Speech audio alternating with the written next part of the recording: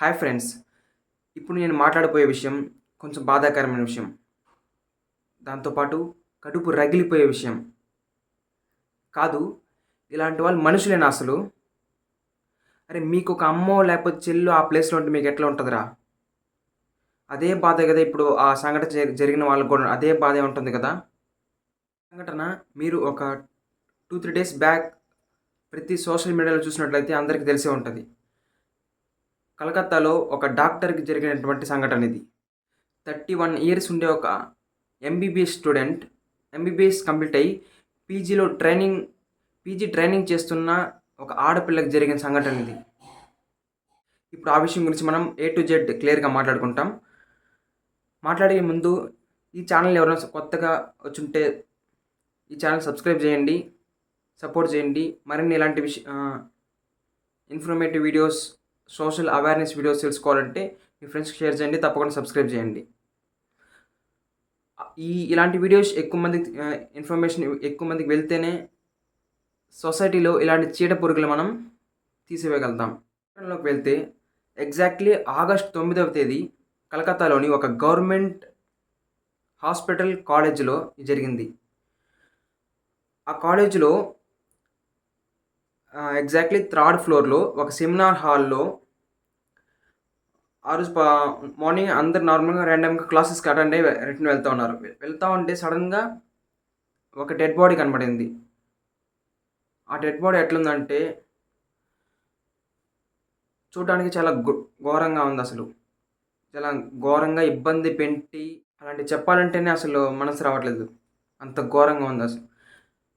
హింసలు పెట్టి, ఇబ్బంది పెట్టి, రేప్ చేసి, చంపి ఆ డెడ్ బాడీని అక్కడ పడేస్తున్నాడు. సరే, ఇదంతా చూసి ఆ కాలేజ్ స్టూడెంట్స్ కంప్లెయింట్ ఇచ్చి ఆ చైర్మన్ దగ్గరికి వెళ్తే చైర్మన్ అడుగుతున్నాడంట. అంటే అతని మైండ్ సెట్ ఎట్లుందో అర్థం కావట్లేదు. ఆ అమ్మాయి అక్కడికి ఎందుకు వెళ్ళాలి? ఆ హాల్‌లోనే ఎందుకు వెళ్ళాలి? ఇలాంటి క్వెషన్‌లు అడుగుతున్నాడంట. అతను ఎలాంటి చైర్మన్ నాకైతే అర్థం కావట్లేదు. నెక్స్ట్ దాని తర్వాత పోలీసొచ్చారు. పోలీస్ ఇన్వెస్టిగేషన్ చేశారు.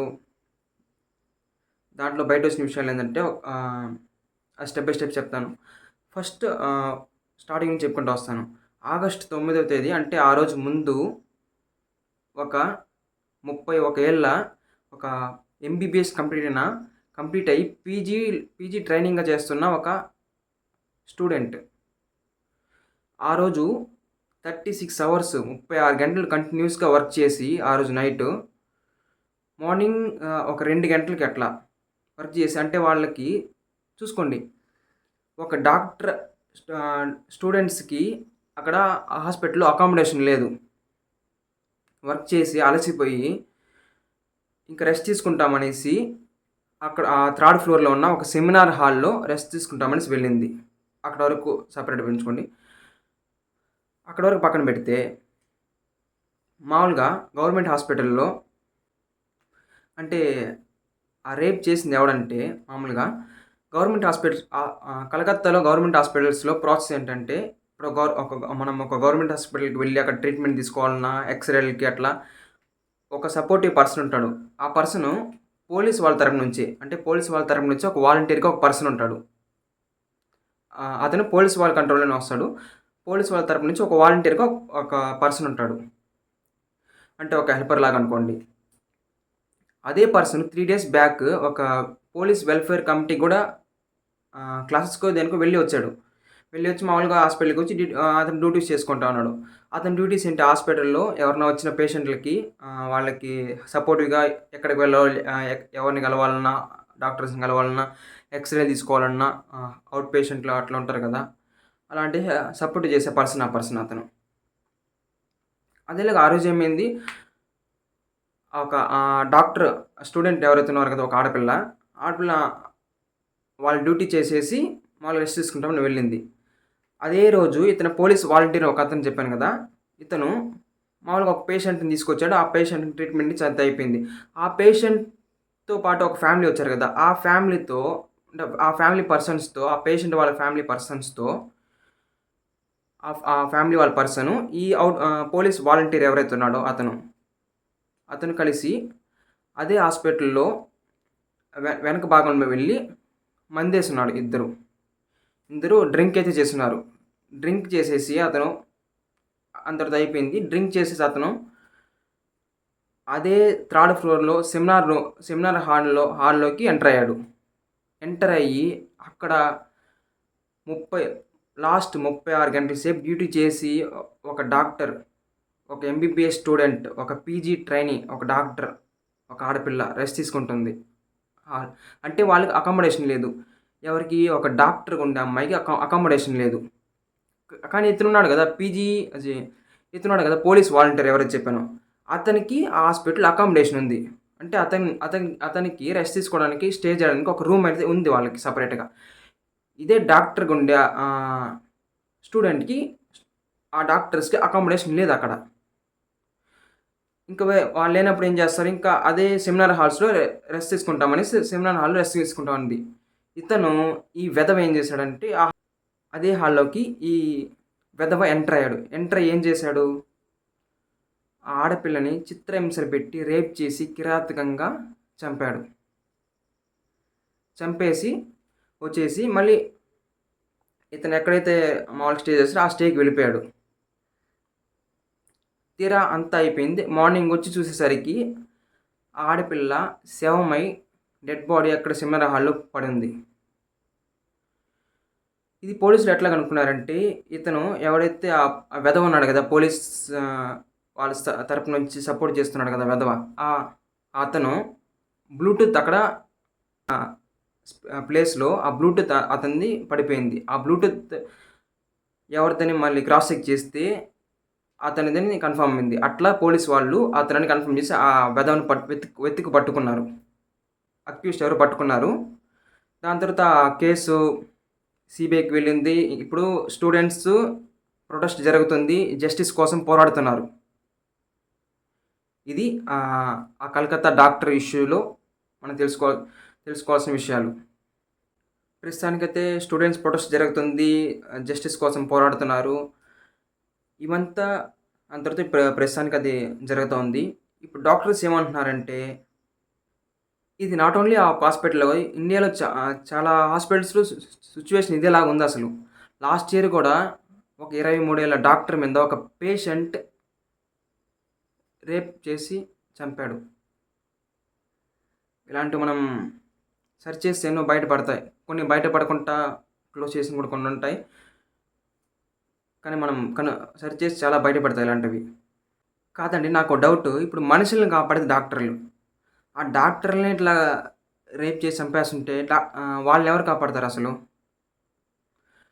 మనం దేవుడితో సమానంగా భావించే డాక్టర్లనే ఇట్లా చేస్తుంటే అసలు ఇదేనా సమాజం అంటే? అసలు ఇదేనా మనిషి అంటే? మనుషులంటే ఇదేనా మానవత్వం అంటే? ఇలాంటి వాళ్ళని ఎట్లా రక్షించాలి?